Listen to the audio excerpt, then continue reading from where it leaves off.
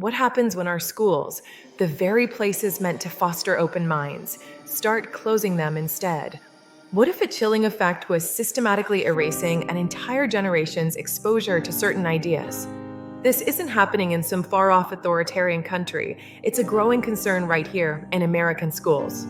From K through 12 classrooms to the halls of our most respected universities, a quiet pressure campaign is shrinking intellectual diversity.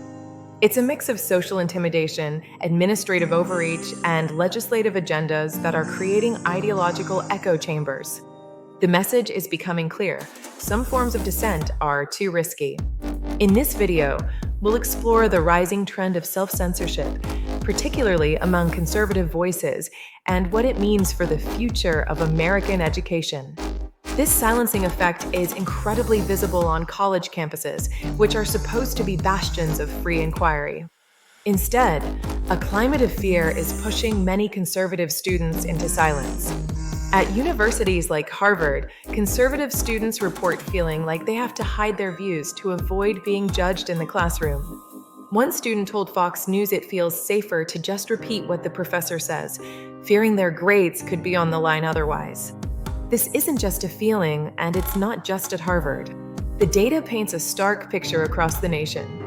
According to a massive survey by the Foundation for Individual Rights and Expression, or FIRE, a significant number of students self-censor. The problem is especially pronounced for conservative students. Recent FIRE surveys show that very conservative students report self-censoring far more often than their liberal peers.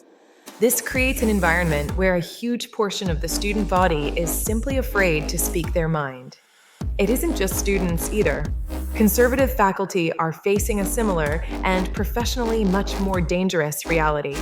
In a recent FIRE survey, nearly half of all conservative professors, 47%, reported that they feel unable to voice their opinions on campus.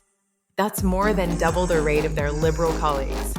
And 55% of conservative faculty admit to hiding their political views to protect their jobs, compared to just 17% of liberal faculty.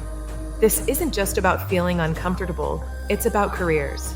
At Bakersfield College in California, Professor Matthew Garrett was fired after he criticized college diversity initiatives and other policies. He later won a $2.4 million settlement from the college district.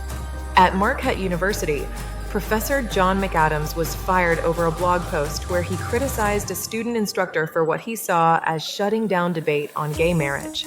The Wisconsin Supreme Court ultimately ordered McAdams to be reinstated, ruling that the university had violated his contractual right to academic freedom. These aren't just isolated incidents. They send a clear signal to any academic who dares to step outside the dominant ideological framework. Your career could be next. This growing ideological conformity is a crisis for real education. If you believe our schools should be places for open debate, not indoctrination, then take a second to hit the like button and share this video. Spreading awareness is the first step in fighting back against the silence. This fight for ideological control now runs all the way down into our K through 12 schools. As parents started pushing back against curricula they viewed as politically motivated, school board meetings across the country became a new front in the culture war. Debates over concepts like critical race theory and gender identity have become flashpoints. Since 2021, dozens of states have introduced or passed laws, sometimes called educational gag orders, to restrict the teaching of so-called divisive concepts. This movement, driven by parents and conservative groups, is a direct reaction to what many see as left-wing ideology being injected into the classroom. But the result is an educational system caught in a brutal tug-of-war. The intense political pressure from all sides puts teachers in an impossible position, making them hesitant to broach any topic that might be deemed controversial. In this environment, the easiest path is to avoid difficult subjects altogether, leaving students with a sanitized and incomplete picture of the world. The casualties are nuance, critical thinking, and any viewpoint that challenges an accepted narrative. From the kindergarten classroom to the university lecture hall, a great silencing is taking place.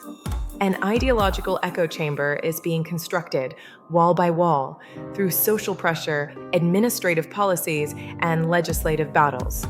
We are at risk of systematically denying our students the ability to engage with a diversity of thought, to challenge their own beliefs, and to learn how to debate with civility. This isn't just a partisan issue, it's an American issue. A nation that can't tolerate dissent in its classrooms will eventually struggle to tolerate it in the public square. The future of our republic depends on citizens who can think critically, argue respectfully, and understand opposing views. By allowing these pressures to silence voices, we are not just failing our students, we are weakening the very foundation of our country. It's time to get involved. Pay attention to your local school board. Support organizations like the Foundation for Individual Rights and Expression that are fighting for free speech. And most importantly, don't be afraid to speak your mind respectfully. Subscribe to this channel for more investigations into the forces shaping our country and join a community committed to defending our fundamental freedoms.